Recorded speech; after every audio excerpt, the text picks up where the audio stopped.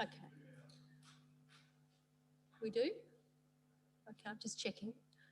So it's on? Okay. While that's setting up, I'll just go through. So I'd like to welcome everyone here, all council staff, all council members who are here. Also, I'd like to acknowledge the land that we meet on tonight is the traditional lands of the Kaurna people, and that we respect their spiritual relationship with their country. We also acknowledge the Kaurna people as the custodians of the Greater Adelaide region, and that their cultural and heritage beliefs are still as important to the living Kaurna people today. So we'll just go through some housekeeping around workshops. So this workshop session has been convened for the purpose of further discussion regarding proposed budget bids for the 21-22 financial year and the draft 21-22 budget more broadly. So this session, as we know, is used solely for the purpose of information sharing and not for the purpose of debating issues, building consensus positions. So it's not about having a debate and putting your position, okay, because that's not a workshop, that's a council meeting or a committee meeting, or otherwise discharging council's deliberative and decision-making functions. Members of the public are encouraged to listen to the information provided, but refrain from general conversational commentary that may cause disruption. Well, there isn't anyone in the gallery, so I don't think that will be an issue tonight. There's no set agenda and no minutes. A number of copies of information presented at this session are available for observers, and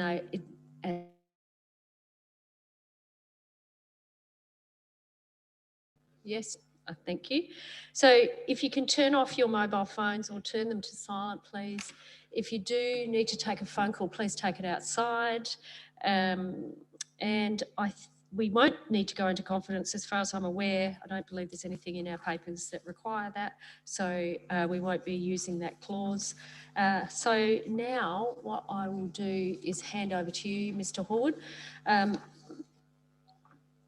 Paul Hordes, you're the Manager of Finance and Corporate Services, Mr. Horde, and thank you very much for all your hard work and providing the answers to some of the quite detailed questions that came from the elected members. I'm sure everyone really appreciates the endeavours that you and staff go to answer many different questions on a range of different matters relating to the budget.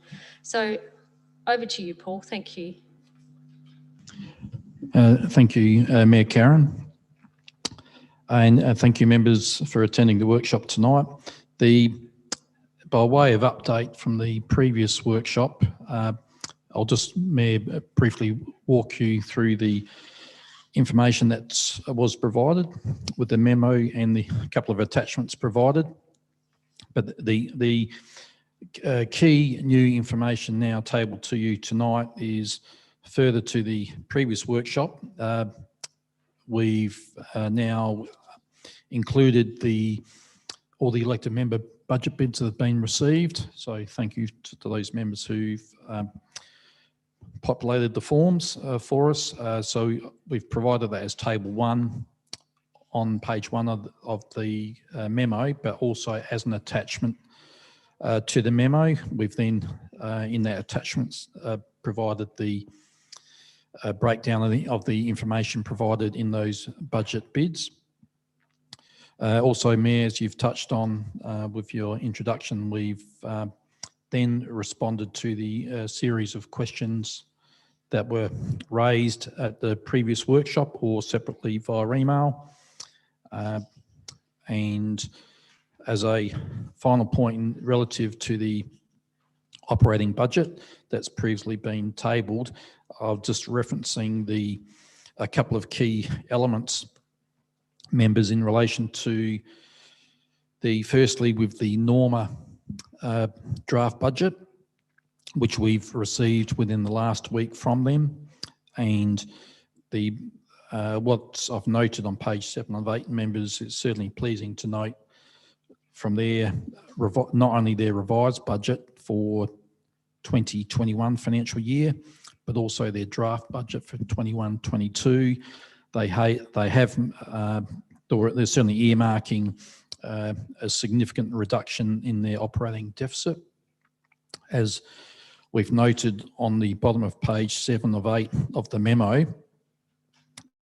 sent to you, their adopted budget for 2021 was predicated on a operating deficit of approximately $1.5 million. In their first quarter budget review, that was revised down to $985,000.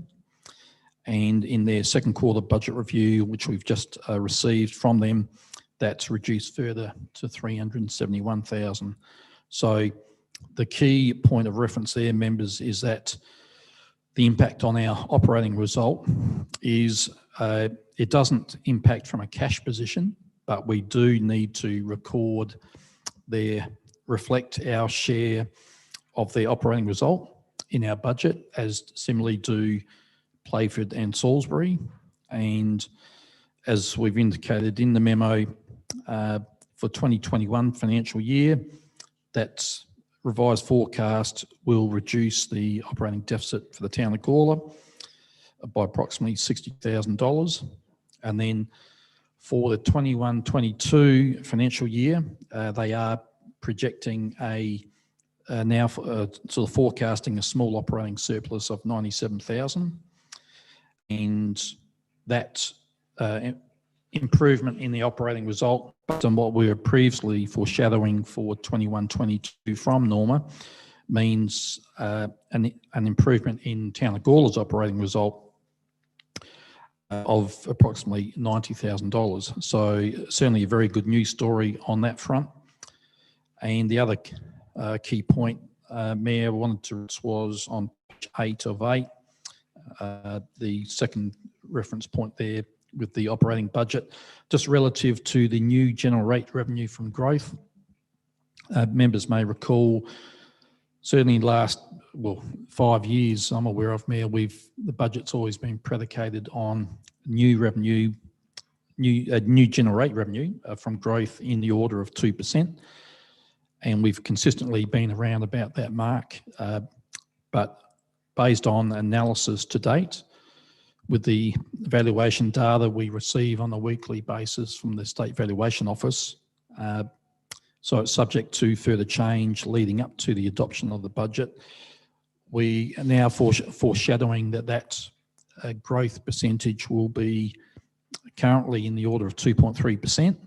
It may increase further prior to adoption of the budget, but that extra 0.3% will realise additional revenue of approximately $60,000. So they were just two positive outcomes, impacts on the draft budget that I just wished to bring to your attention. But essentially, Mayor, that's the new information we're presenting to the council tonight for further discussion, and obviously can have further discussion relative to the budget bids as have been previously presented. So more than happy to answer any questions. Thank you, Paul. Any initial questions? Now, I'll take it that we've read the documents that we've been provided with that include questions, etc. So any other questions at this stage? Councillor Fraser. Can I just ask a question? If something's in the budget and a grant comes available, are we able to use it, or if a grant comes available, we can only use stuff that's not actually in the budget?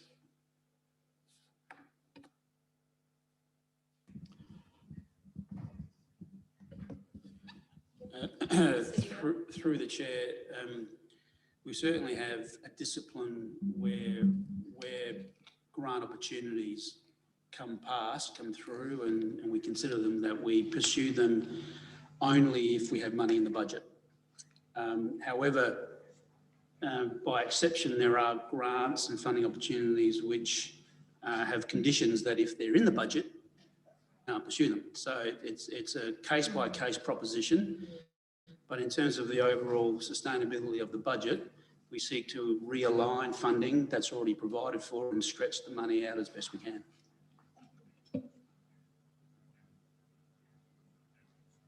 Nathan?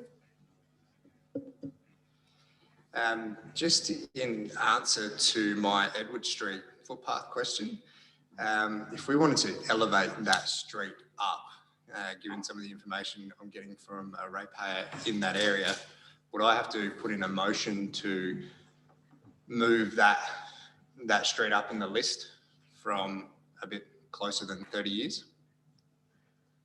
Mr. Delena? Whilst it might, through the chair, whilst it might seem trivial, I think that might be the best course of action, given that we've got a set policy position, that there's been a review undertaken that's ranked this based on destinations and number of drivers per se, and that one has been provided is 30 years in the distance. I think that might be the best way to elevate it if the council sees that as appropriate. Any other questions? Councillor Koch? Yeah, I'm just after some clarifications on some of the answers that I got from my questions. Can I ask those questions? Clarifications? Yep. Okay. The first one is around after hours use of vehicles. It's to do with the municipal officers and the private use of vehicles as what are we? So it's on after page hours. 6? Yeah, Page after 6. hours. I just want to clarify. Is the private use of the vehicle only for the week that they're on standby or call out, or for the whole month? So, that's what I want to know. Because from my experience, what's happened to me before is when I've been on call out, I've been on call out for 1 week. And so I had the use of the vehicle for 1 week, and I got paid in lieu of not drinking any alcohol and being available 24 hours a day. That's what I got. So I'm just wondering, in this situation, are we providing a vehicle to people while they're not actually the call-out person, because they're just on a roster? Sam? There are, whilst there's actually a few different arrangements per se, that also applies to the community safety officers, but to a lesser degree. I can talk to that, Brian, if you wish as well at the same time. But there is, I think, 4 staff specifically in IES. They're under the on a roster per se. The arrangement does extend beyond the period of time that they are on call. Yeah. Right.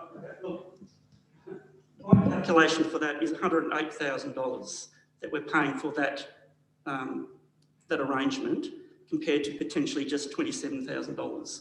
If we just provided the car, the amount for when the person is actually on call out, not for the whole month. So essentially, what we're paying for is 4 people being paid for call out, essentially. And if we're looking for more staff, that's where I'd start looking. Sam? Yep. Do you want to respond to that?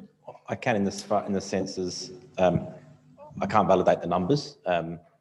Paul's assisted with that, but Paul Hallwood has assisted in that regard, providing some validation. And I don't know the basis behind the 108, but certainly from the perspective industrially, these arrangements are enshrined in their employment conditions per se, with respect to those officers.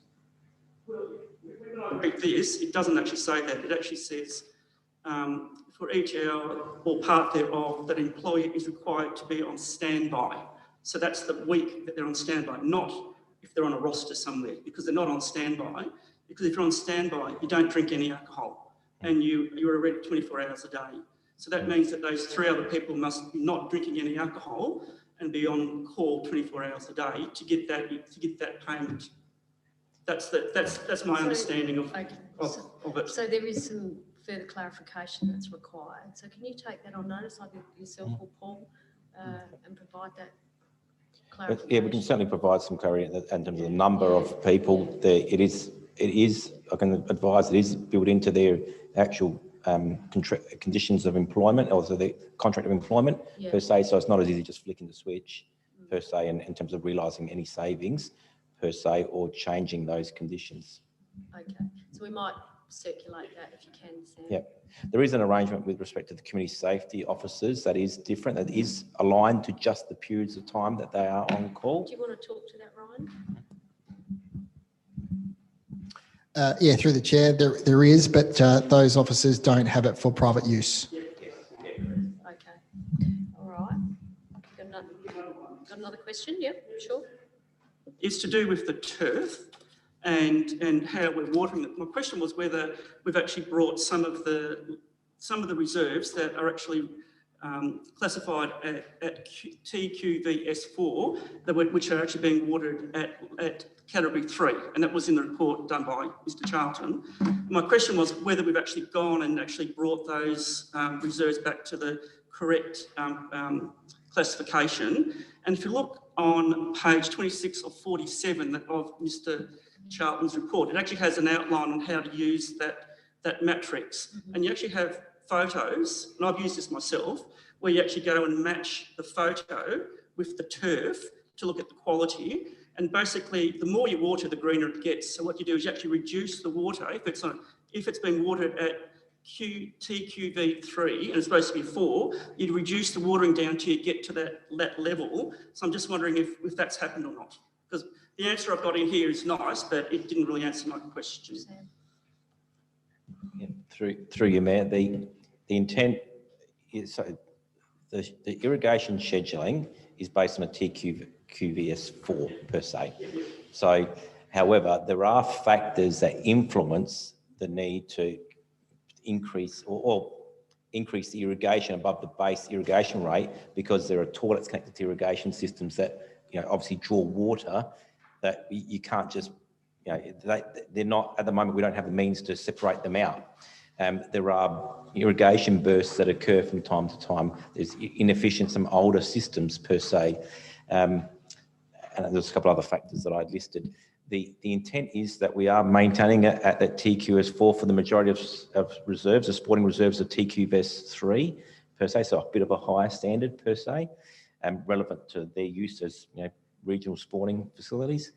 And we are making significant changes through irrigation efficiencies that we're implementing this year that will enable us to, refine that base irrigation rate better by separating out some of these spaces, by putting in soil moisture meters that will help drive and water efficiencies, flow meters that will pick up when bursts occur, which will isolate the system, rain sensors every reserve that will stop the irrigation system if it starts raining in a part of the cancel area at the time they're irrigating. So there's a number of these efficiencies which are currently rolled out, which will have a positive impact and are starting to have a positive impact.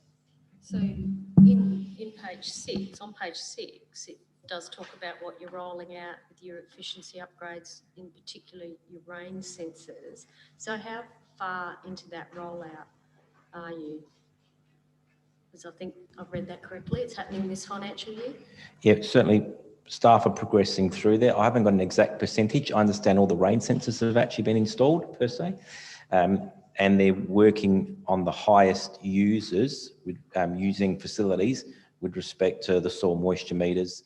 I know there's currently investigating different smart meter options, and there's a few different on the market at the moment. And we're currently looking at some of those options and how we might apply that. So, Thank you. How are we going? Councillor Davis. So about the footpaths, so the first question, the list provided to us, was that in priority order or was that just in a random order? I actually understand it to be in priority order, and it was broken up into blocks of, whilst it wasn't specifically stated, blocks close enough to $350,000. So if you see there's a bit of a gap between blocks of footpaths. Yep. And follow-up question, what is the priority consideration for the footpaths? Like, is it always, for example, like if something has no footpaths compared to something that has footpaths on one side of the road, is that taken into consideration? I can provide further details to members, maybe I'll take that on notice, but there are factors about if it's on a bus route, what type of nature road, is it a local road, collector road, arterial road, and what are some of the pedestrian drivers in that vicinity, schools, shops. So there was a bit of a matrix developed that then informed the prioritisation of these paths. Are they on a route, a defined route between places? You can share that. You'll be able to share that. Yeah, I can certainly share that information in that regard. That'd be helpful. How are we going? Councillor Shank? I've got the breakdown there for the budget bid capital works, which is good to see. I think the point I was sort of making around that question that I made was the round figures that I saw throughout the whole budget. So getting this breakdown, it is handy. There's a couple of questions that I have around, so Redbanks Road, for example, curb and gutter design, Two Wells Road, curb and gutter design, High Street, curb and gutter design. I'm assuming that all these roads are exactly the same length and require exactly the same work, given that they're 10 grand. The next one, Dowkeith Road, is 15,000. So I'm assuming that if one's 100 metres, then the next one's 150 metres to simplify it. Am I why it's split up? Because the point I was trying to make the other night was I do see some round figures and in estimating you have to do that. But that breakdown is saying that those three top roads, along with Alexander Avenue, Sunningdale, by that ticket item, are exactly the same length and require exactly the same work. Is that correct? So this is a design work, isn't it, Sam? And I know High Street, Williston's quite a short little road, nowhere near the same length as Alexander Avenue, Sunnyside Drive to Bentley Road. So you understand the point? Yeah. Yeah, so it's based on it's not directly, the cost isn't directly attributable to per linear metre of curbing, exactly. It's not like the actual building of a curb per se, where it would be directly proportional. There are costs that are reasonably consistent. Survey costs on, if it's 100 or 120 metres, is probably neither here nor there in the grand scheme of things.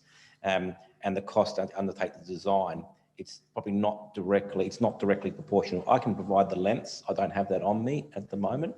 But they are all about linear. So it's not linear per se, and it is about the task and the nature and the activities within the task, the design. That's the estimate that staff are providing. There hasn't been quotes provided from industry per se, from specific consultants, but it's based on their understanding of what this would cost if we went to market from their own experiences. We do this stuff as reasonably bread and butter of the work that we do. So you're pretty comfortable with these costings? Yep. I'm as comfortable as I can be for a budget bid. And would we market test them to this? We just don't have the resource capacity to deliver our programs and go to that nth degree with our budgeting at this point. All right. Sorry, just to follow up on that if I can. So when I look at those figures, and again, I'm not necessarily saying that they've been estimated wrong or anything like that, but I look at that and see the efficiencies. If the budget bid is curb and gutter design, those 4 projects get given to one consultant, not 10 grand each design. One comment. Second comment, the Williston streetscape. Have we got a landscape architect on staff that would be able to assist with the preliminary design? Because obviously the scoping and the initial design, there's a lot of back and forth in that. It does take a lot of consultant fees to work out the draft that we would then, well, potentially, can we not do all that in-house?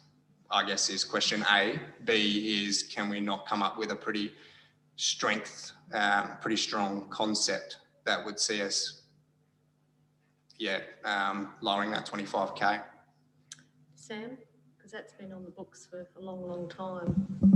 Yeah, I suppose this $25,000 is dipping our toe in the water to try and get an arrangement where we can put a position to enter a partnership ahead of the next election with respect to progressing the Main North Road, Williston upgrade. And I think we all know it's one of the higher priorities in terms of infrastructure upgrades within the township on a arterial transport network, a number of complaints that we get, ministerials, you know,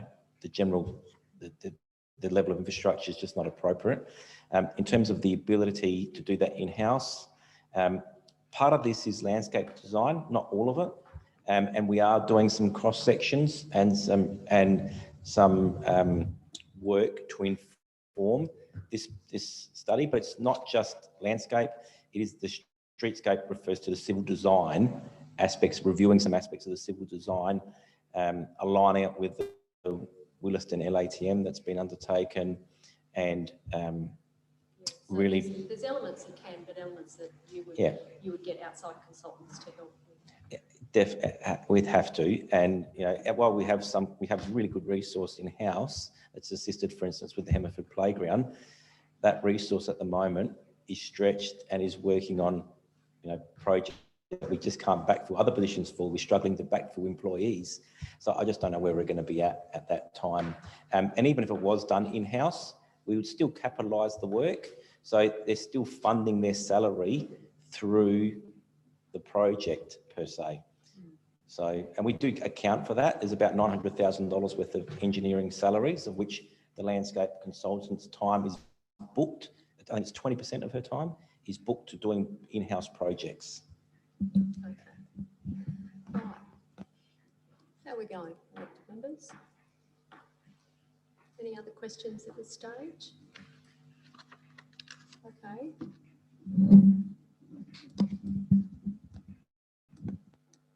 What else would you like to talk about? Got our papers. These bids will be included in the budget bid papers. We obviously, as elected members, we need to consider these other bids. We've got really detailed information around other matters that you've asked for. Paul, do you want to just go through the next steps of this budget process, just to refresh in people's minds? Yep, certainly, Mayor Karen. As I've outlined on page 8 of the memo sent to you, the next steps in the process, consistent with our adopted timetable, is the initial step being the presentation of various reports to the Audit Committee on the 1st of April. And at that stage, members, the updated asset management plans will be presented in conjunction with the long-term financial plan and draft 2021-22 budget data. So, Mayor Karen, that's the purpose of that exercise. That's the Audit Committee's opportunity, particularly the independent members, to review those documents, bearing in mind, as you're aware, the asset management plans will inform the update of the long-term financial plan. Those documents need to be in alignment, and we'll be presenting the draft 21-22 budget, which will essentially be covering off on the recurrent budget, but also the budget bids that have been discussed to date. Moving forward from there, members, we then will be on the 15th of April, will be when, as a collective, you have your first formal special council meeting to discuss the draft budget and the updated long-term financial plan. So as I think Mayor have noted in the memo, that will be the opportunity where members can formally make decisions relative to the draft budget, predominantly relating to consideration of budget bids, but also nonetheless relating to the operating budget. So members, that is the opportunity for those formal decisions to be made and considered. Subsequent to that, there will then be, and bearing in mind, members, that the special council meeting on the 15th, the report that goes to that will be informed by the discussion from the Audit Committee on the 1st of April, which is an important part of the process. Then on the 27th of April meeting, members, which is the normal council meeting for April, will be seeking the endorsement of the draft budget solely for the purposes of public consultation. So it's exactly the same process we've gone through with previous years, and following which will then be heavily promoting the draft budget during the public consultation period through the majority of May, and on the 18th of May, during that consultation period, the audit committee will have a subsequent and final review of the key documents for further feedback and comment to council. And after the public consultation period closes on the 31st of May, on the 15th of June, there's a special council meeting then earmarked for elected members to consider the public submissions received during that consultation period. And then what's generally happened, well, what always has happened in previous years and will also again happen this year, is any written submissions will be tabled to that meeting. Similarly, there is also the opportunity for any interested persons to make verbal submissions at that same meeting. And at that meeting, then council will need to turn their mind to, well, as a result of those submissions made, whether verbal or written, is there, council will need to consider, is there any adjustments that then they wish to make relative to the draft budget, leading up to then the 6th of July, Mayor having a special council meeting to formally adopt the budget and long-term financial plan. Thank you, Paul.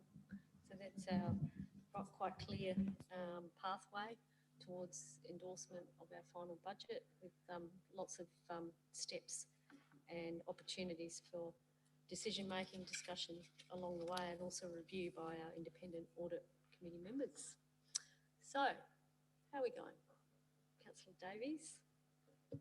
So in the, there's a note next to the Councillor Shank's new media equipment thing about, Where are you? What page? this is page 1 of the memo. So, yeah, it just says that coming to the council meeting, up to 40K may be required. Obviously, we'll see more details at the council meeting. I was just curious, to what extent is this an infrastructure cost that's being suggested, or because previously when this came, it included like having staff time put in there and that sort of thing, or is this in this case just a simple buying new equipment and that kind of thing that's a one-off cost? So you're talking about the 40,000? Yeah.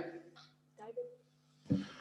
So through the chair, predominantly infrastructure, but there is some software involved as well with that cost. So the full details are in the report that'll be in the agenda this week. But yeah, majority infrastructure, so a one-off.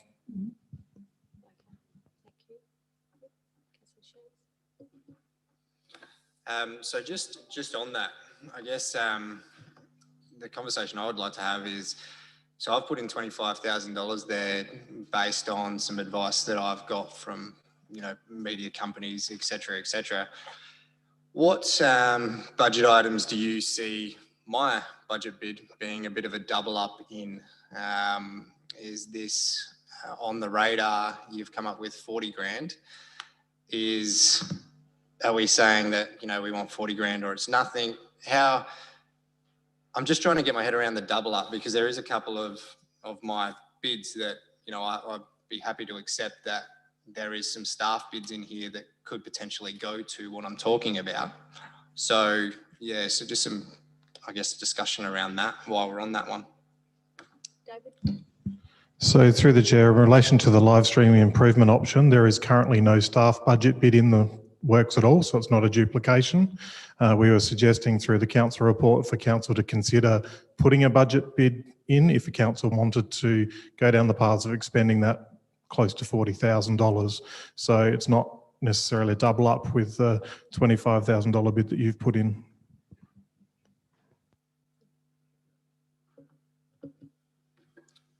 So if I turned around and said I could get you started for 25, where are we differing?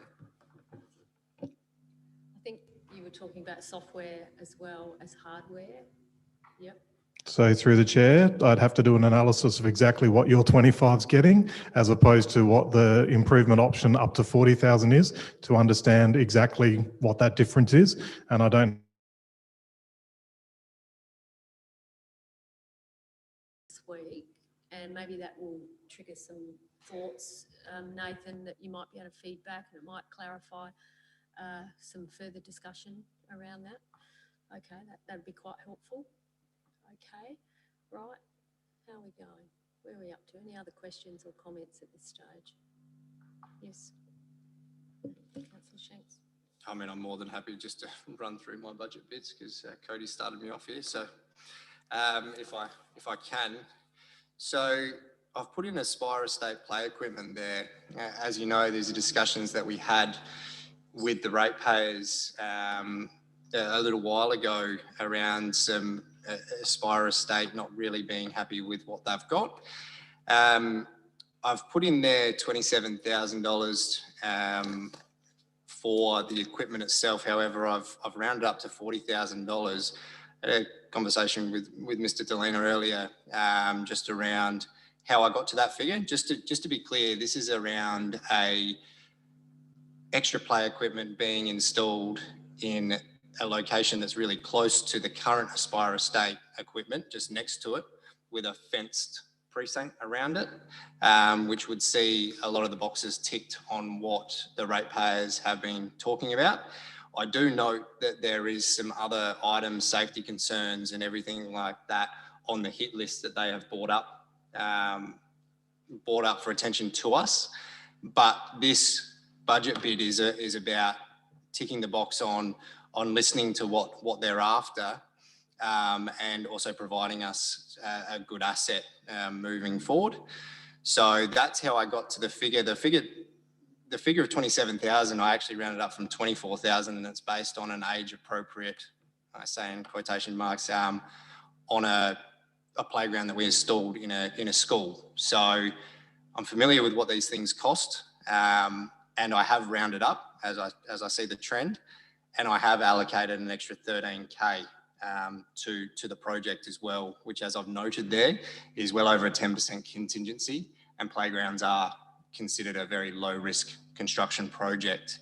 I have noted in there that it's typical we would see a hold of a retention of 2.5%, and given the budget bid and the process, I would expect it to come in under. So that's my mentality around how I got to that $40,000. So if you've got any questions around that, I'm more than happy to answer how I got to that figure. Councillor Fraser. Yeah, I just have some questions on this. Playgrounds are usually, I know you're not asking for a replacement, you're just asking for some additional stuff, but how often are playgrounds usually replaced? Is it every 20 years? Is that what we work on, about 20 years? Sam. Thank you, Sam. Every 15 years is the useful life of a playground. It's just that I know that Hemmerford Grove, for example, is probably over 40 years old. Then how long is it since this Aspire playground was installed? It's only 6 or 7 years, isn't it? Sam? Yep, that's correct. It was installed, it would have been installed about 6 or 7 years ago. Who designed it and who passed it? Was it council or was it the developer? Did council have any input into it? It's handed over to council by the developer, but Sam, have you got any insight into that? Yeah, there's a detailed report we're trying to prepare for June IES. There's the motion that we've been responding to and working through with the community group. And I won't bore you with all the detail potentially at this point, but I've probably lost my train of thought with respect to the question. It was designed by a landscape architect by the name of Swanbury Penglaze, I understand, from discussions with the developer. We've met with the developer in this regard. So they provided a service level. The developer provides a design, council reviews that.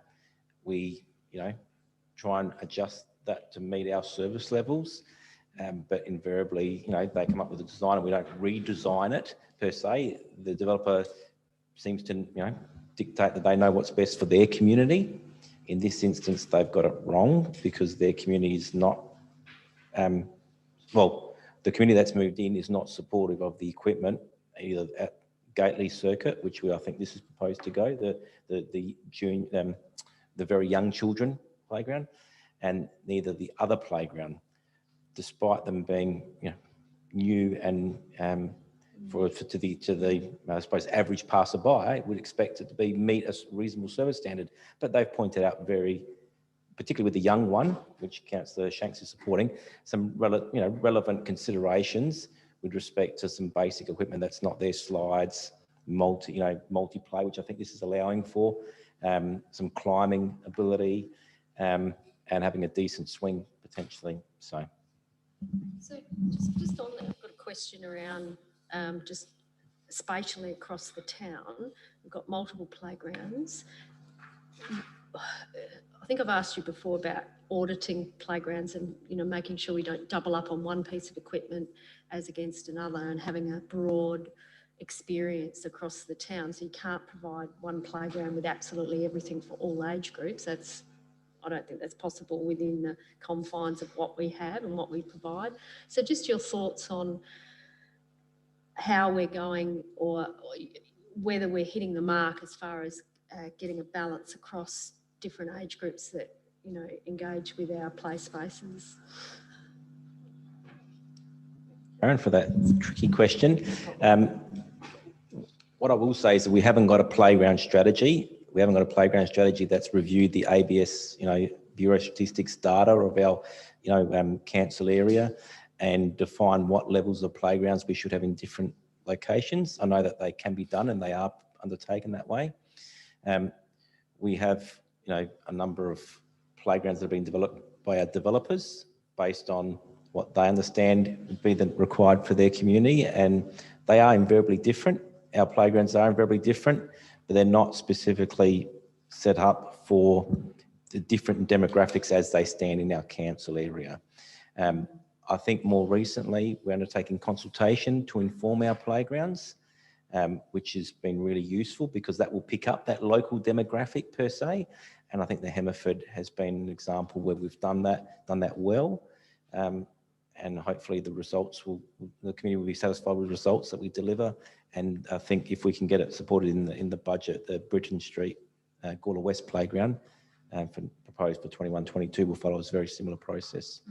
So to answer your question, I think broadly we have a good standard of playgrounds in terms of mix, diversity. I think the new development areas have sort of carried us a little, and it's time for now to invest in our own playgrounds, and we have been with Williston Nature Play Space. Yeah. We've invested in our 5th Street playground, and that's been well received. Yeah. We're investing in Hemmerford, and next year we're investing in Gawler East, and I think we had 16 playgrounds in our council area. So just on that's a quarter of our playgrounds in the last few years that we're invested in, and before that was Apex a few years ago. So I think we're doing okay. I might go to Councillor Shanks and then back to you, Councillor Fraser.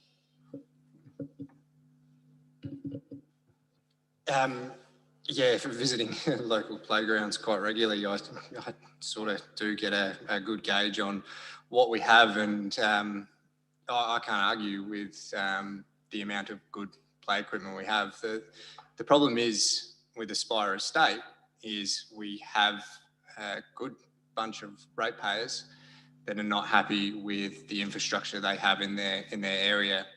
The comment around, I don't think one playground caters for all age groups. Well, I'd challenge that with Springwood Estate, for example. That's probably a gold class, I guess, from a young family perspective of being able to take your kids and have friends that have older kids, and everyone has something to do there.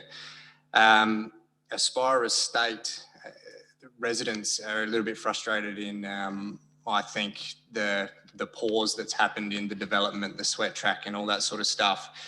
Not necessarily saying that's council's fault at all, but we have some very real concerns that have been brought up with some play equipment, and although this particular playground might not be on the list of to do anytime soon, you know, it's 40K. We are ticking off one of the main concerns that they have for an estate that's predominantly full of young families. I mean, that to me is a great news story, and it plays into the PR that we are playing on right now on how good we are at our 16 playgrounds. This is all part of it.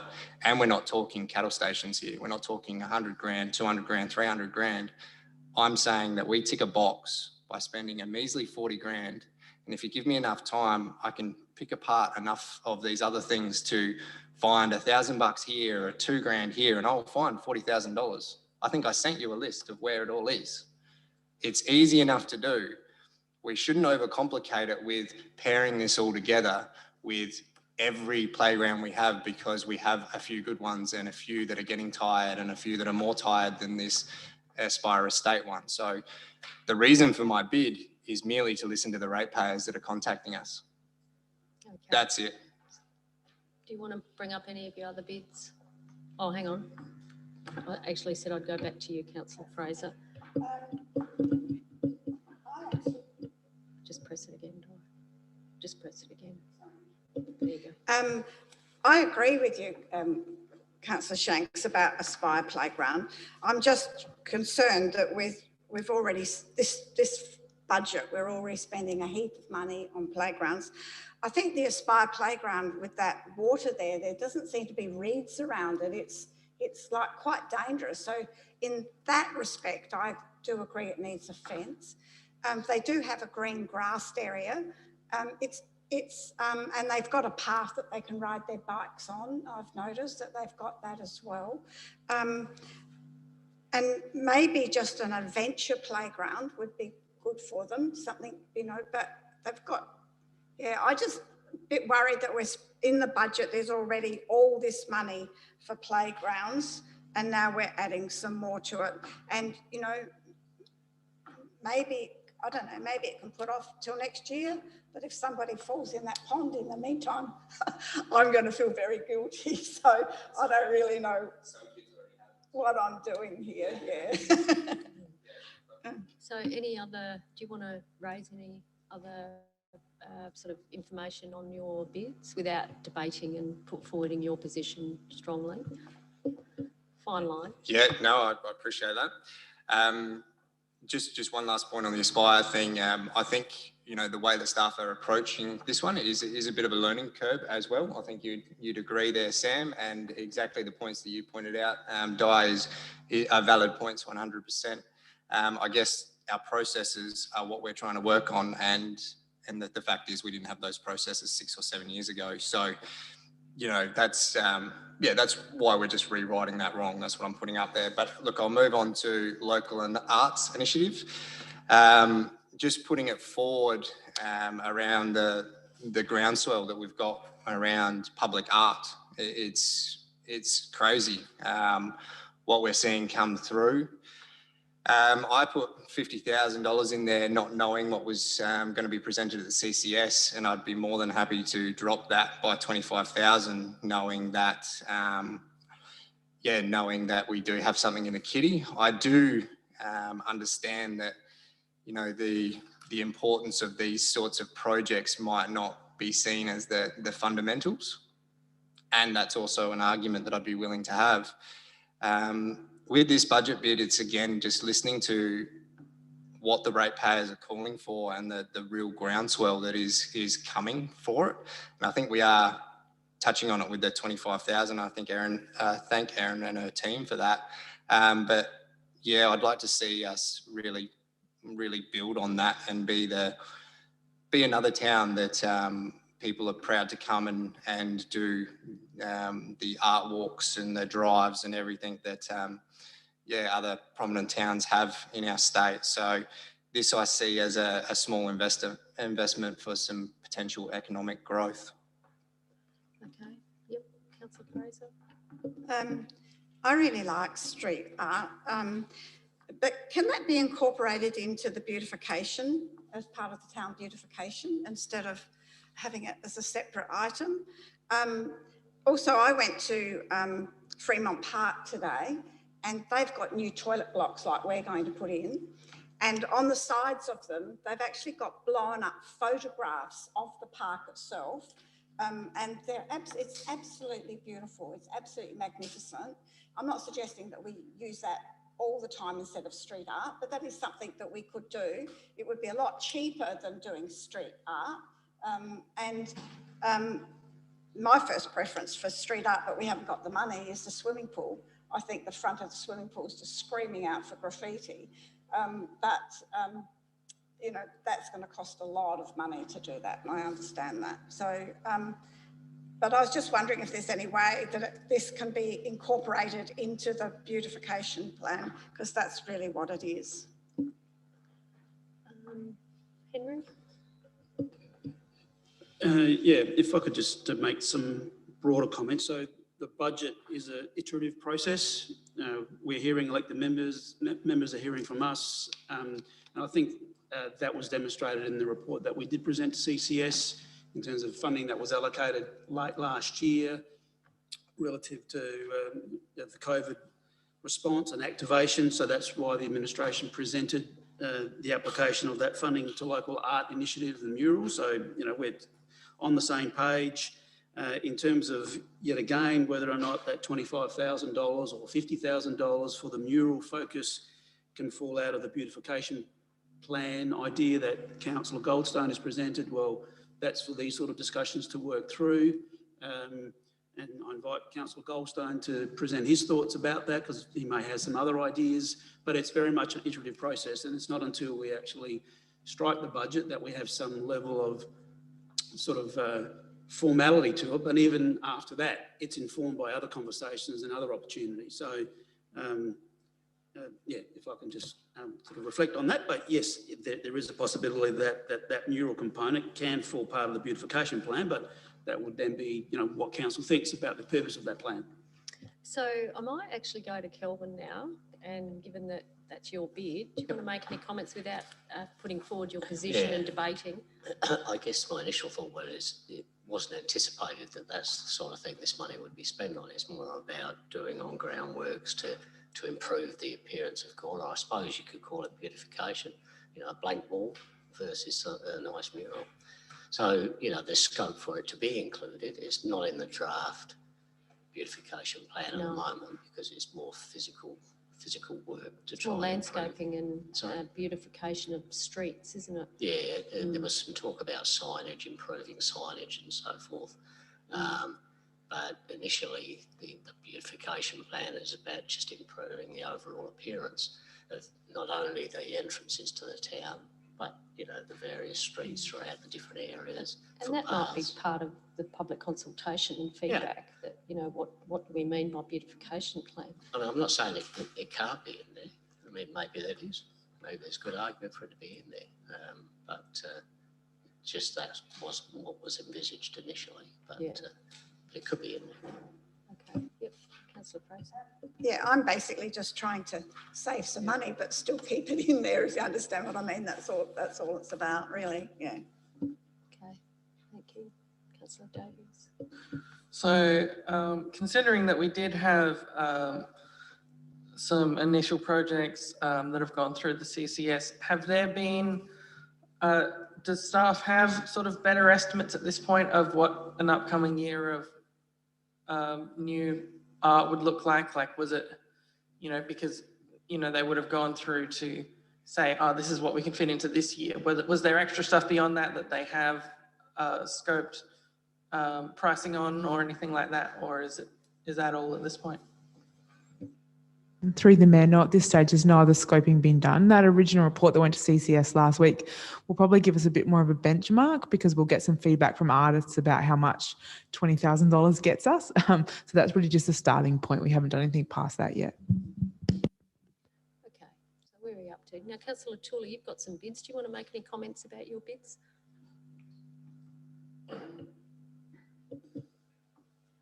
Yeah, okay. I've got no idea about the pricing. I submitted an email asking for help before anyone else's bids went in, but all I got told was we'll wait until the budget meeting on the 3rd. And then we weren't allowed to discuss them. So I don't know what else I can do. I still haven't had any help. I needed a figure, so I've pulled them out of the air. I've just said 20 grand. I've got no idea if that's the right figure at all. And I am very disappointed that I didn't get any assistance with that. I couldn't have made it clearer, what my intent was. And I would have thought that with all of the wisdom of all of our executive people who've done this many times, they may have come back to me and said something like, well, Ian, the sort of figure is probably more like 30, 35, or it's more like 40. Something like that would have been helpful. So you'll see that all of mine just go 20, 20, 20. And I've got no idea if that's enough. So that's where the amounts come from.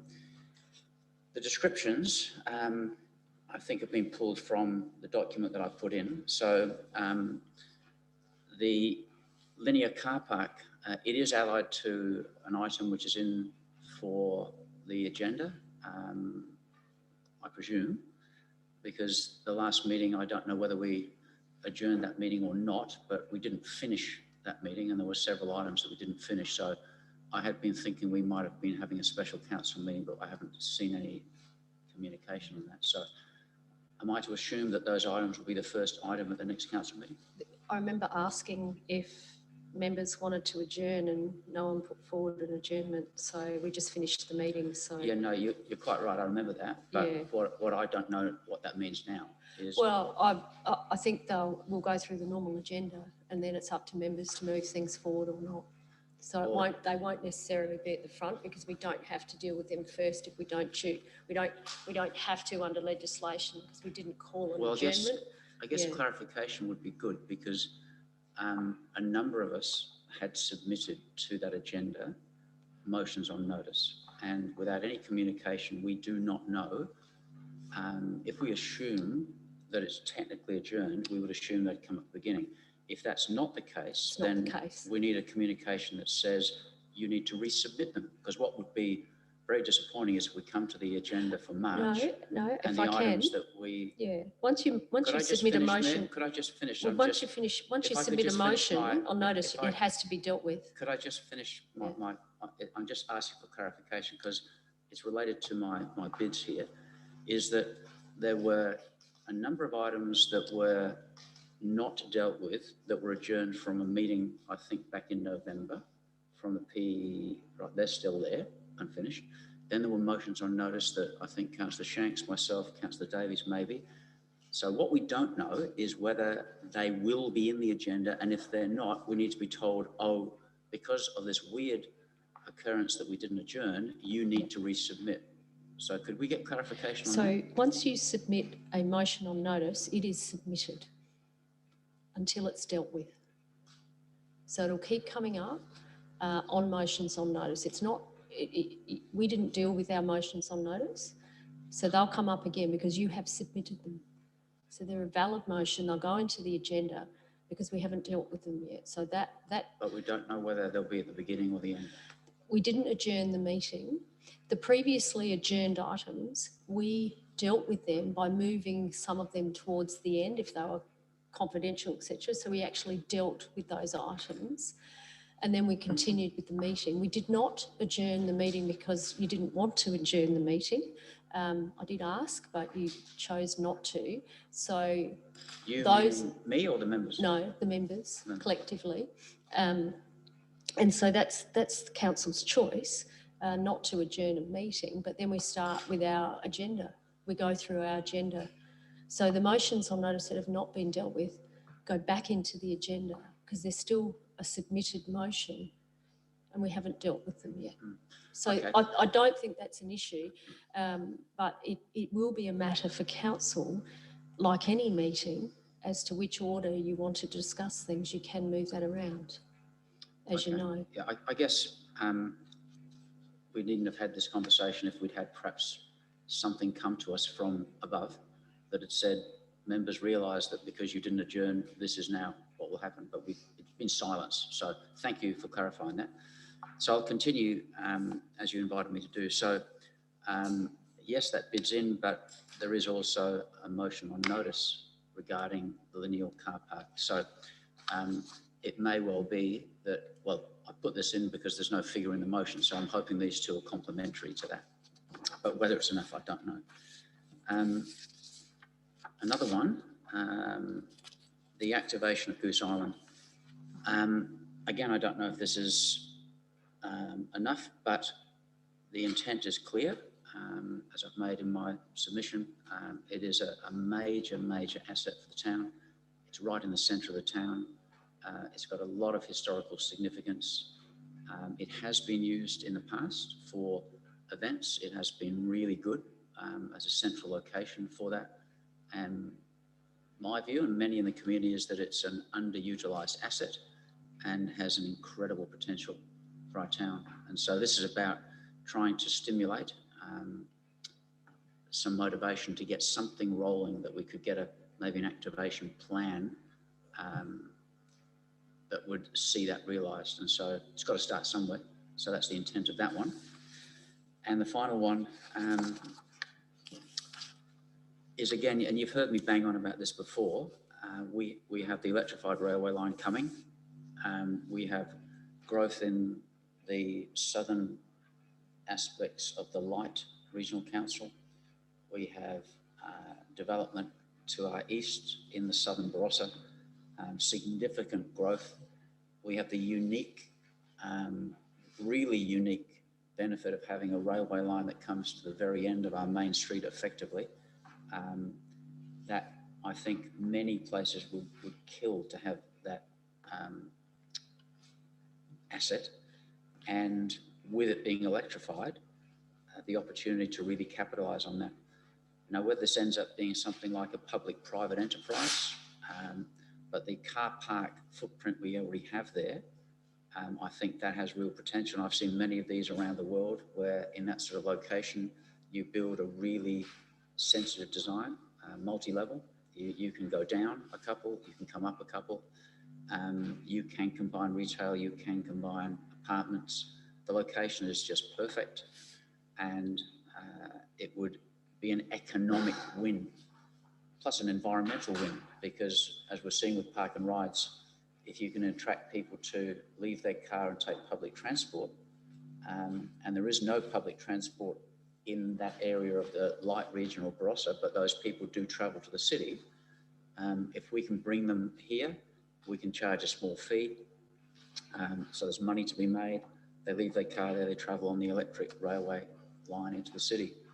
And again, this is about trying to trigger some forward thinking, some visionary thinking, some future planning.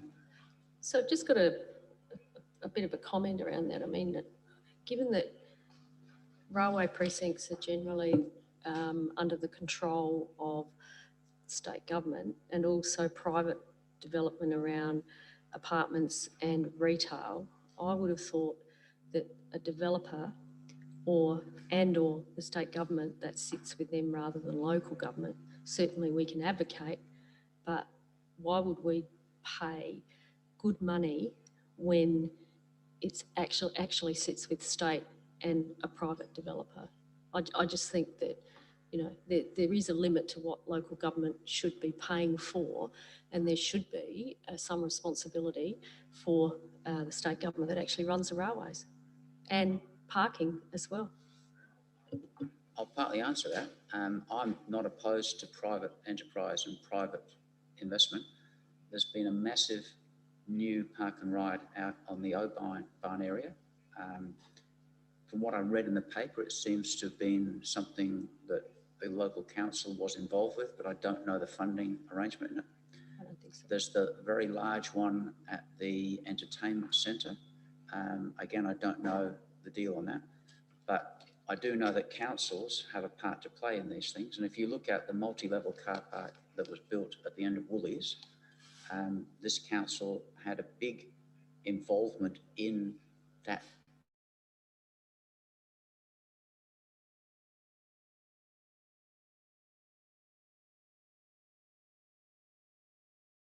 $20,000. I'm not saying we'll build a park and ride with that, but I'm trying to pick a figure that I want us to show the lead. And we've got to we've got to do something. There's going to be a cost, even if the total cost is covered by Diptai or a private developer or Damien Brown or whoever. But I just think it's our role to be proactive in trying to lead that. We were proactive in the work that got Woolies where it was. We were proactive in that. That involved an incredible load of land acquisition, as you know. Before that, there was the moving of the TAFE. There was the issue with the old fire station. There was the final house that's acquired, which is where then the multi-storey went.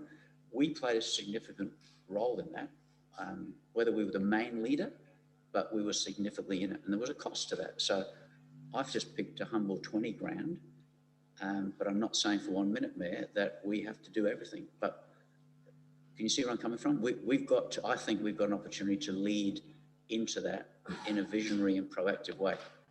And so I'm trying to put a figure to that. Councillor Fraser.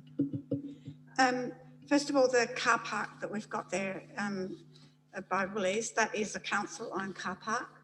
It was built by council, and then the businesses in the main street were levied. I don't know that the business actually paid for it all, but they were levied a levy every year for that car park. And as far as I know, it's still going, although there was a motion put a few years ago to stop levying the businesses because they were already paying into the Gawler Business Development Group, so they stopped that. But that car park's not actually paid off yet, I don't think, is it, Mr. Horwood?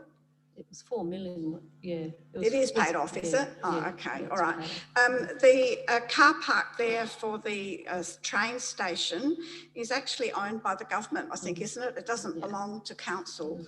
So therefore, I think maybe what we need to do is write to the government and ask them to look, for them to be putting up, you know, I agree with you, we need one, but maybe we need to be speaking to them to get them to start moving on it.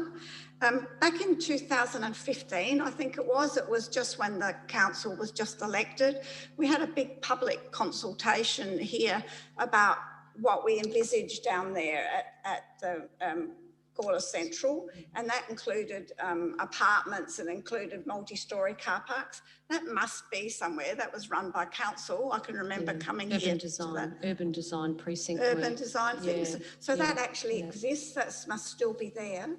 And then to do with Goose Island, back in, I'm going to say 2012, there was a community group who got together, and it was actually at that community group where I got up and spoke about Walker's Place. So it was in about 2012, but it wasn't a council run thing, it was a community thing. And they actually had designs for Goose Island back then, and a guy called Davies, who was a designer, I don't know if you remember, Paul, he was the guy that designed all Cuddler when they were going to, you know, subdivide Cuddler and all that. He's passed away now. He's not with, unfortunately, he's not with us anymore. But he did a whole big design. So Max Davies. Max, that's right. Yeah, Max Davies. He did all that on Goose Island. So there is something around that actually exists on that already that maybe if somehow we could get our hands on it, we've got sort of a starting point. But the other thing with Goose Island is that we're already trying to do, I think it's a good idea, don't get me wrong, but we're already trying to get money for Carbeethan and for Essex Park. I think even if we had a feasibility study done on Goose Island, it would be a number of years before we'd be able to utilise it. So I'm actually thinking that maybe at this stage that sort of shouldn't really, well, not that it shouldn't be in our books, I just don't know that it's probably how we can incorporate it at this stage. I think probably that's something for down the track further, but I think it's a great idea. I'm not knocking it. Okay. Anything else you want to add, Councillor Tooley? No, not at this stage. Councillor Shanks, you've got your hand up. Yeah, just a question probably for either Ian or staff. So when we define feasibility study, we're talking about sort of talking to traffic consultants and everything like that around how many car parks we've got left that are underutilised in the town and all those sorts of things as well? Is that what the 20,000 would go to? Or are we talking about 20,000 going to what we would need if we were to say do the lineal multi-level car park on the Western. Like, do you know what I mean? Like, yeah, what's a feasibility study? Let's put it like that. Use the wrong term. My thinking is to move this beyond just a thought bubble. There's got to be some money invested, mainly through staff, I would think, where you would need to speak to, say, landowners and float the idea. That might be a workshop with those people. So you can imagine the people at the back of the hotels and what have you along here to float that idea. Well, you've all got a car park. What if, what would the deal look like if we did build a multi-level one and you'd have a certain number of parks and we'd increase the total number of parks. And that's allied with, it fits with the other thinking that we've already got in the pipeline, which says we know that we've got a car park budget, which is about $500,000. We know that we are continually mindful of trying to solve the parking issue to bring people to the main street, but make it pedestrian friendly and parking friendly. So that's already in the pipeline. So this is complementary to that. It's throwing in, it's trying to trigger, taking it from beyond just the thought bubble into something that could become a reality. So the feasibility study might come back and say, look, from those discussions, there is a real potential. We could end up with 600 car parks or 1,000 car parks. There is a degree of willingness, there's sort of a registration of interest from the businesses that say, we need a lot more detail, but we're open to it. The topography of the land lends itself to it. That's where I see there's got to be some money spent on that. Hopefully it's mainly something that, staff can do, but again, it may be a facilitating consultant. Does that answer your question? Yeah, I think it does. I guess my thought was if we get another parking consultant that monitors our car parks on a dead Wednesday night and says we've got 50% open car spaces, we're not actually capturing what I think your motion does. And I do believe it is one of those problems that, as elected members, we get sort of harassed, I guess, about. So I do see the value in having a look for sure. Okay. My thinking on this one, where this one's perhaps a little bit different to the others, because it is on High Street and it's so close to the main street, I've seen that type of facility where you have links, quite funky links that come to the main street. You can come out from your car park, it's an elevator, it's a walkway, and you're in the main street. And allied with that, I think what we've got to market to people is that, and we've talked about this before, when you clog up the main street with people there for 3 or 4 hours, that's not necessarily good for a lot of those businesses. Whereas just a little bit back from those, we've got existing car parks that people could park in, but often those, according to my informants, the multi-storey car park near Woolies is often really full, whether it's Woolies workers or other workers that maybe should or shouldn't be there, but it is often quite full. It's very much used. So, and I know that we're going to need vehicles. Hopefully they're all electric in a few years' time, but people are still going to be using vehicles because we're a regional centre. We may have another Aldi in the main street. People come to Gawler, 85,000 to shop. They're going to come in an electric vehicle. I'm just thinking somewhere there could be really strategic, get a lot of car parks, a really easy link into your main street shopping. And then there's potential, if you wanted to, on the top for a green space on the top, or even some funky apartments on the top in the potential in the design. So it's visionary, but it needs a little bit of money spent to sort of take it to the next step. It could be at the end of that feasibility that there's a whole lot of reasons that says it can never happen. So I might go to CEO now. Henry?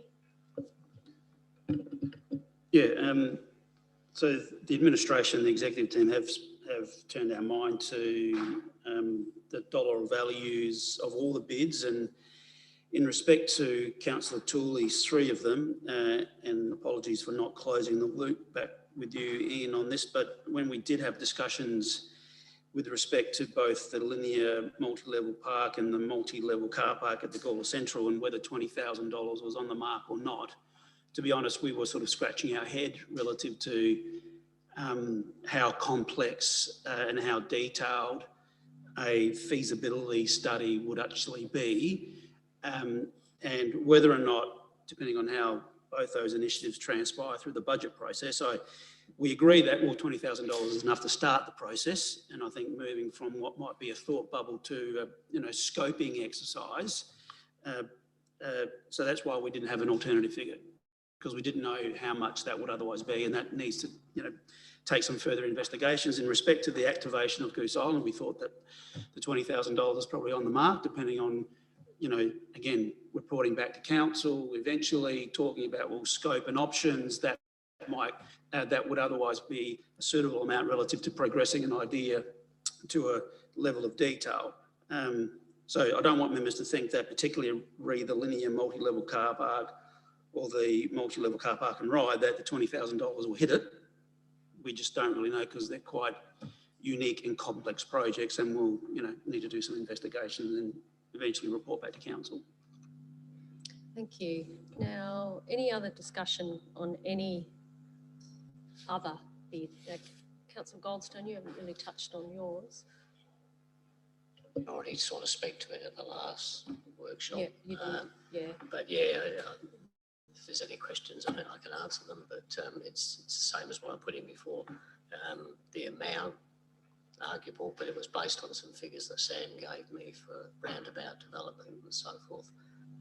But yeah, I just want to reiterate that it's important we have some money in the budget if we're going to have a plan that's endorsed by the community and hopefully council to be able to actually do the work or some work.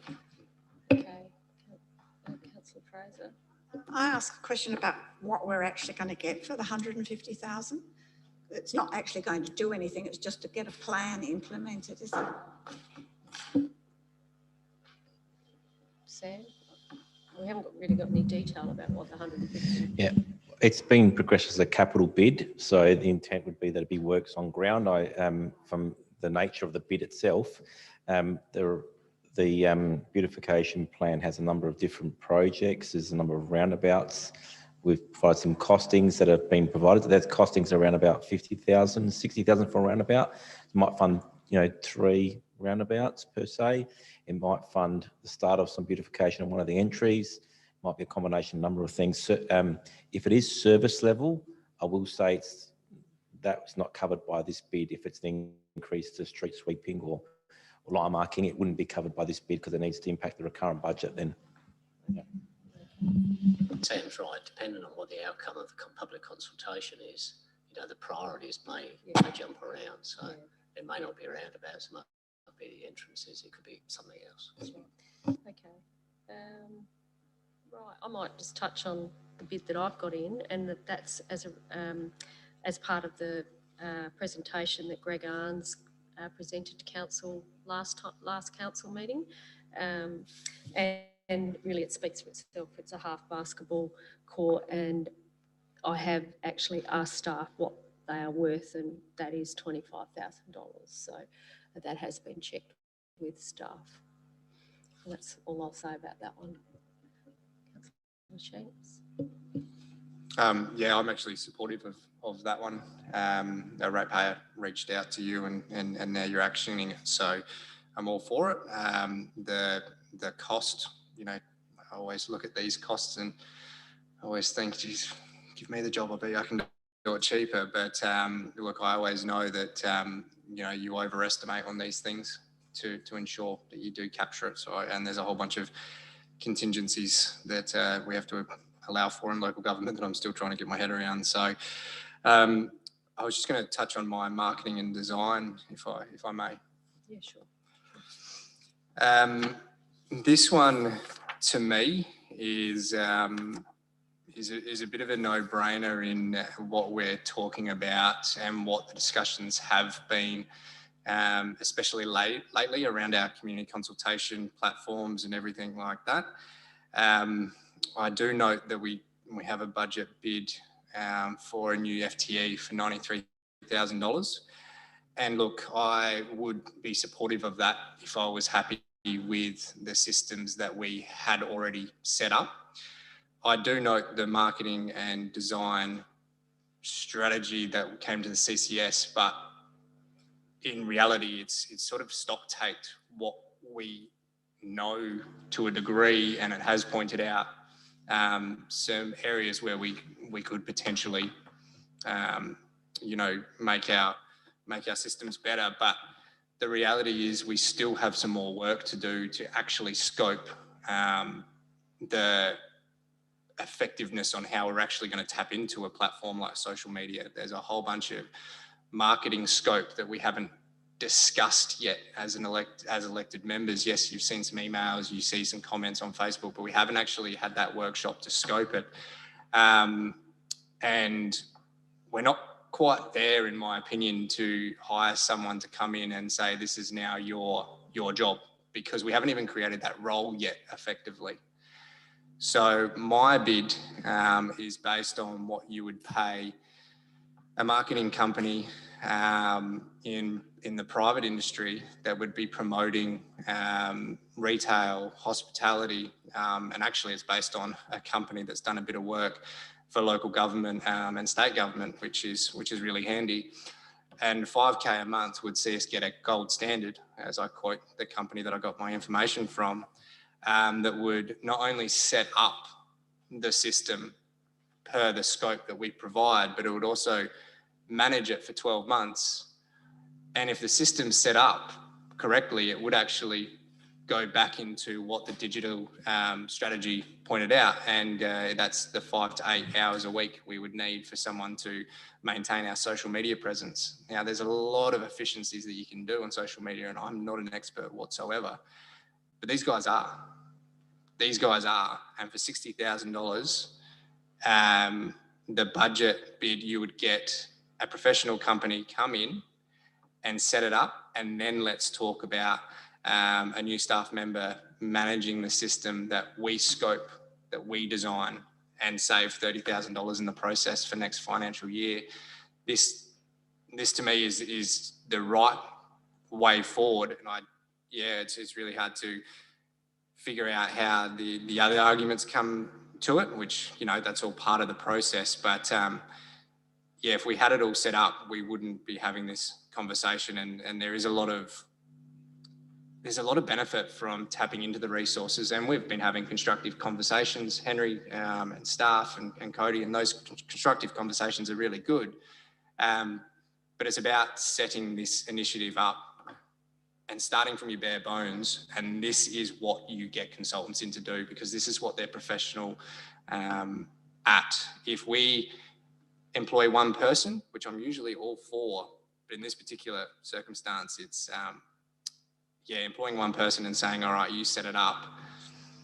There's no backing, there's no effective management that gets reported back that these contractors would be able to do. So that's why I put in that bid. And as you saw my write-up on it, I did sort of point out where the saving could be. And it's just as simple as not having to worry about that extra FTE for now, because we've trumped that by getting a whole company on the books. So that's my mentality around that. David, I think at that point, if you'd like to just go through the proposal for the digital specialist that you've got in mind and how that correlates with what Nathan has been talking about. Certainly. So through the chair, a couple of points. First of all, the digital marketing strategy is yet to be presented to CCS and or council, as I explained at CCS. The report that was attached was exactly what Councillor Shanks was referring to, an audit of existing systems and immediate improvements that could occur at a lower cost. We have a full strategy under development, and the draft will be presented to CCS in May. In terms of the digital marketing officer, it'll be managing all of those social media outlets and channels, etc. But also involved in that process is managing the Town of Gawler Connected Community app, business onboarding through the app, and using the app to its best potential through various initiatives such as using the surveying components of the app. There's also community information distributions through the app, onboarding of customers, etc., and other suites within the app. So a large component of that role would be in that space as well. So it's not just about our social media. It's also about our website and digital media presence across our website, ensuring that content is current, valid, contemporary, reads well. So there's more than just social media in that position. Okay, right. Councillor Davies. So just first off, in terms of that strategy, so who is making that strategy? Have we got consultants for that? Have we got internal people to make that strategy? How does that work?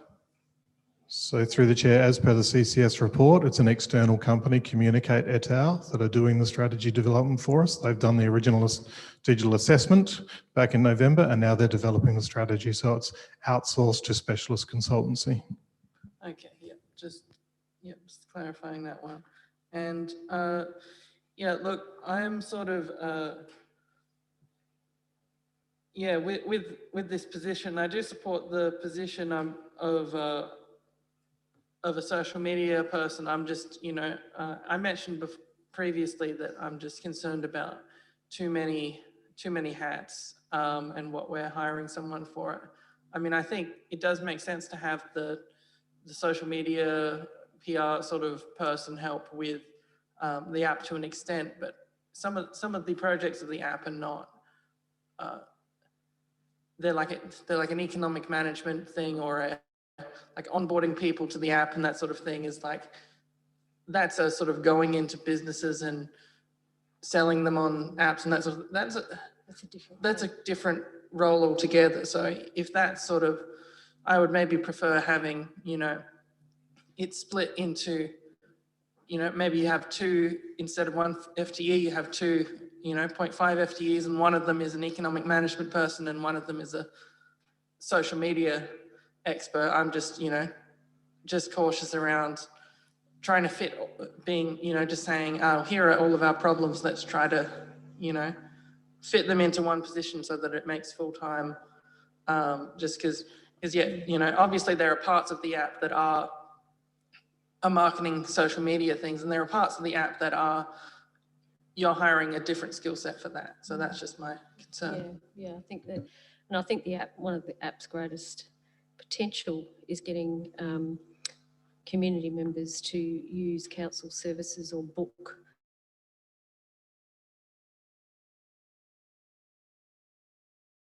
to develop the marketing side or the business side. And I think that certainly, I know, David, you're doing a lot of work in that area, getting pool users, Eventbrite users, etc., the rec centre users, library, etc., onto the app. So I think that's really exciting, and I think that then feeds into what you've been saying about that community. Again, social media is a specialty area, but so is the digital space overall. So you can have a multiple sort of hats, particularly around marketing, but it's also about wordsmithing. It's also about journalistic skills. It's also about understanding local government and the media side of local government and promotional side of local government, which is different to private business. It's quite different. So yeah, look, it's an interesting space. I think it'll be a very lively discussion when we get to the meeting, I think. Yeah, I'll go to you and then I'll go back to Nathan. Yep. So, Cody. So yeah, just in terms of this proposal, I guess it just depends on where we go with that. But I just want to make sure that we have, because this won't necessarily cover everything that we'd want a social media person for, because there's a few roles here, because marketing is one of the roles we want this for, and then customer service is another of the roles that we want this for. A marketing firm may be good at making videos, won't necessarily be good at calming down people who are upset. Those are two different skill sets. Sales is a third skill set that's also different to marketing, though related. If we're going in, into businesses saying, we would like, you know, you to sign up to our product, that sort of thing. That's a different skill set. And some of these are related, like we can have a role that, it makes sense to have a role that is a bit customer service, a bit social media, a bit, you know, public relations, a bit marketing. And then, you know, I'm just trying to make sure that we're not missing out on any of these in any of the, and that, you know, sales, I am a bit worried about, you know, that just being that being a different skill set entirely in some of the aspects, and whether that could be maybe something that we could, you know, clarify in terms of roles. And yeah, so because for this one, yeah, I do think marketing is an aspect of the bigger picture, but also just want to make sure we cover up on the 3 or 4 things that we're missing in an efficient way. Nathan? Firstly, thanks for the discussion. Just so we're clear, the effective setup of our social media and marketing platforms is exactly that. We're talking about the items that we've just been rattling off are the scoping that I'm talking about. If the app is something that we collectively turn around and say, yes, we need to push this, then that's a part of our scope, and that's a product that a marketing company would know how to sell. So then that becomes a part of the strategy. I'm looking forward to seeing the strategy that David Barrett's pointed out. But what I'm saying is the scope that has been discussed, or that now the strategy is being worked on, is what I was sort of saying we should be getting a marketing and design company to be engaged and work on that scope, and then get them to build and manage. So we are almost there, because it's sounding like a strategy is getting made and it's based on the stock take of what we've already got. But yeah, there's just, I understand that the work's happening, but you know, the company that we've already engaged might be the company that could roll in and manage this all for us, opposed to the FTE. That's sort of the point that I'm trying to make.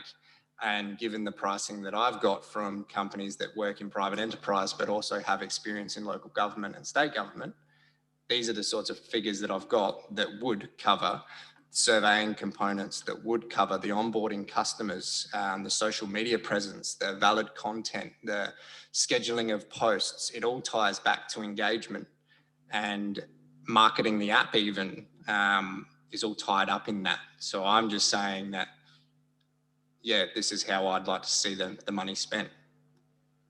Okay. Any other discussion? I think we've had some really good discussions. Thank you everyone for your input.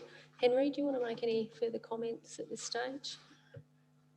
Just on the holistic, maybe the holistic picture of the budget? Yeah, look, the budget construction is coming along. These conversations are certainly critical to those processes. We've received some further insight in terms of various elements of the budget. I think in respect to that last conversation, I think we're all on the same page. We're all saying that this is a need. How do we deliver that? I think we're a couple of steps ahead of the process, in that we have done an audit. We have got a strategy in the making, and that'll just add to the conversation. It's an iterative process. We've got 2 or 3 months to go to continue to absorb information, to feed off one another, to get feedback from the community, which all is a sort of good foundation for a budget, that when we do endorse the budget, we can all be satisfied that it will then deliver on the next 12 months and thereafter. So I think we're in a good place. If there's no further discussion, I think we might wrap this up and give ourselves, I think we've probably had enough discussion on these matters tonight. So this then gets incorporated into the budget papers. And if you look at the timelines, that's our timelines for working through decisions around the budget, public consultation, and then endorsement finally. So thank you everyone for coming along this evening, and have a great evening. And thank you everyone who might be listening tonight. Thank you.